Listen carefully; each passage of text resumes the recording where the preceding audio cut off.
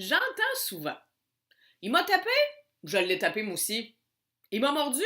Ben, je l'ai mordu.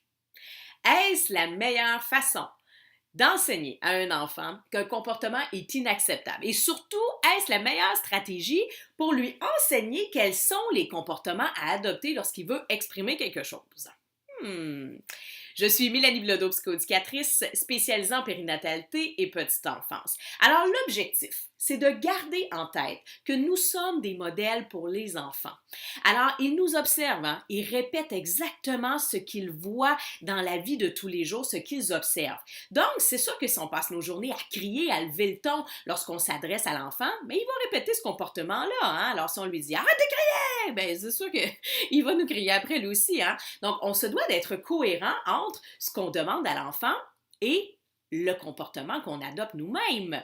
Alors, si l'enfant nous mord et qu'on le mord à notre tour, est-ce qu'on est réellement en train de lui enseigner à ne pas mordre? De se dire, ben, il va comprendre que c'est pas correct. Hein? Il l'a vu que ça fait mal, il le refera pas. Ça, c'est un raisonnement d'adulte. Est-ce que l'enfant a intégré que ça fait mal? Probablement. Il se pourrait qu'il dise bobo, bobo. Et à chaque fois qu'il observe un autre enfant, peut-être même à la garderie, mordre, qu'il répète bobo, bobo.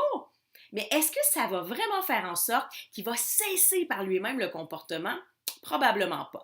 Pas dans la petite enfance, du moins.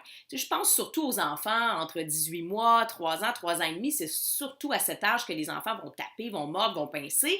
Mais il faut se rappeler que le tout petit a encore un cerveau qui est immature. Hein? Alors, toutes les zones liées à l'impulsivité, à l'inhibition, c'est encore sous-développé dans le cerveau de l'enfant. Alors, c'est normal que les enfants tapent, mordent, pincent pour se défendre, pour découvrir leur environnement, pour exprimer une émotion, pour tout simplement interagir avec l'autre. Il y a toutes sortes de raisons qui font en sorte que les enfants à cet âge-là vont adopter ce type de comportement.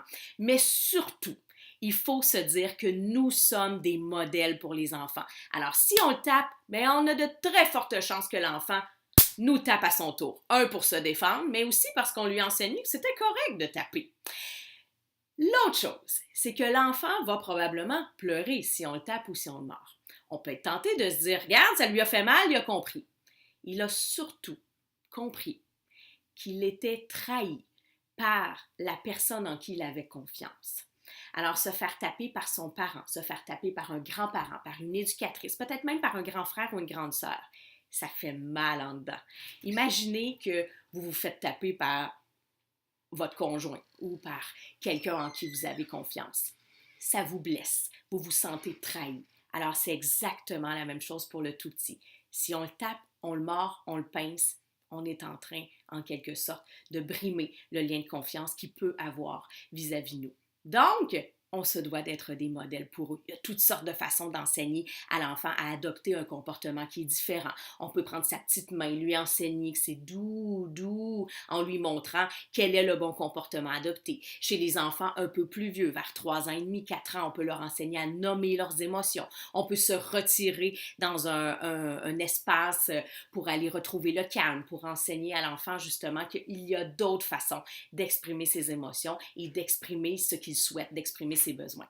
Donc, taper, mordre l'enfant à son tour, ce n'est pas la meilleure façon de lui enseigner à ne pas adopter ce comportement.